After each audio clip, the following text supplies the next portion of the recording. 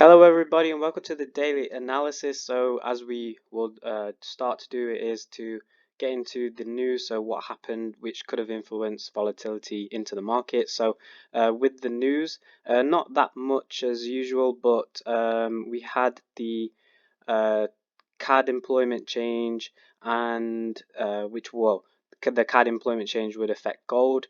And also we had Trump tweeting out saying he's not agreeing to the tariff rollbacks.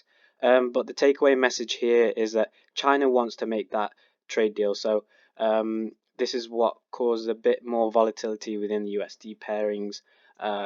Yeah, so what we can look at today is the weekly closure and the daily closure all today, as it's the end of the week and obviously the end of the day, so we can get a good idea of what to look for next week. So with regards to the end of the week, nothing really too much here, but as we could say from yesterday, we did know we had bearish pressure to the downside, so ultimately we was waiting and anticipating our key level here, 1.2793, and as we can see, we closed well below it, so could expect some sort of retest upon that level. But if we take ourselves to the daily, we can see a nice double top pattern forming, as we mentioned earlier, and also if we drag it to the week, we can see that we've had that big push to the upside now, and this is also would be likely to reverse or come into our weekly area of resistance. Hopefully this becomes support, looking at 1.2569, so that's something to bear in mind next week. Within these levels, price could potentially make that retracement. If we have a look at the fib extension just to see if this aligns up correctly. Yeah, just around, oh sorry, pull that touch here. Yeah, so in between we have the 2% fib as acting as the short barrier between the weekly level, so we have that to push into next week if it does retrace. But the takeaway message from GBP USD for next week is we could be reversing and making that small pullback. So that's for GBP USD. Moving on to Euro USD. So we mentioned yesterday that we are looking for that pullback into the reversal zone, and we did manage to get that that reversal that we saw here. If we just get rid of this, made our way to the downside with that indecision candle, almost like a morning star formation, which pushed ourselves to the downside. So short intraday trade, roughly 30 odd pips on that move. Taking ourselves now to the daily, as we mentioned before, I do believe so we had the similar pattern formation as of GBP USD. That double top formation with the weekly levels rejected, so we could expect further downside movement. Now finally checking that weekly candle, we can see how bearish this candle or this week was in terms for the euro, the euro US dollar pair, as we had that huge bearish engulfing candle that we have now formed. Also rejecting two of our key levels, so something to think about, that we could be potentially looking for further lows, but we'll get into that analysis on the weekend. So moving on to USD JPY, we expected a push with momentum to the upside from yesterday, but we didn't really see that.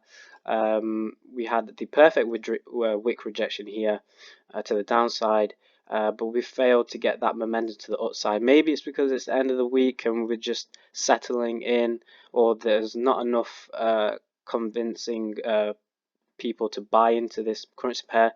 Who knows? But all I can see is a level of support here. If I just draw here, so somewhere in this region here, we can see wick rejection from this level. So this is a key area of support there. So we'll anticipate what happens next week. We'll have a look into that on the weekend with the analysis video. Moving to the daily, we can see here that the daily closure did land inside of our reversal zone, and ultimately that candle does signify indecision. So that's the battle. Is it people thinking that this pair is going to go down, or are we going to go up? So that's what that obviously this pair, this candlestick formation looks like, and what that psychologically means. So if we take that to the weekly, just to see, but the weekly did close with a huge push to the upside, so a very bullish movement. As we can see, we've got a very long-term head and shoulders pattern here in very, very faintly, if we could gather that. So something like that, so a head and shoulders pattern. So it's a very long-term sort of thing. So we can see we've had that push to the upside now. So we could expect further price moves to the upside. And finally, if we take ourselves to gold, check that gold out. Excuse me.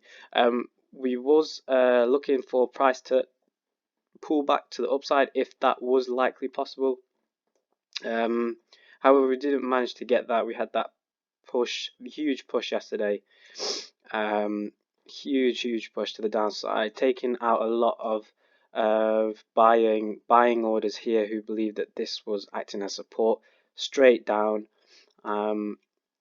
failed to come back to retest our level here. So obviously this is momentum shifting heavily straight towards the downside. So fortunately no trade was kind of possible over there. If we take ourselves to the daily, we do have that push and closure way below the candlestick low here, and also the closures is also below as well. If we take ourselves to the weekly now, finally, we can see a very huge shift in momentum here, almost signifying that we are now potentially looking for very short lows here. We could be potentially looking to retest our monthly level 1421. Very optimistic there, but obviously we'll look into that next on the weekend when we post our weekly analysis.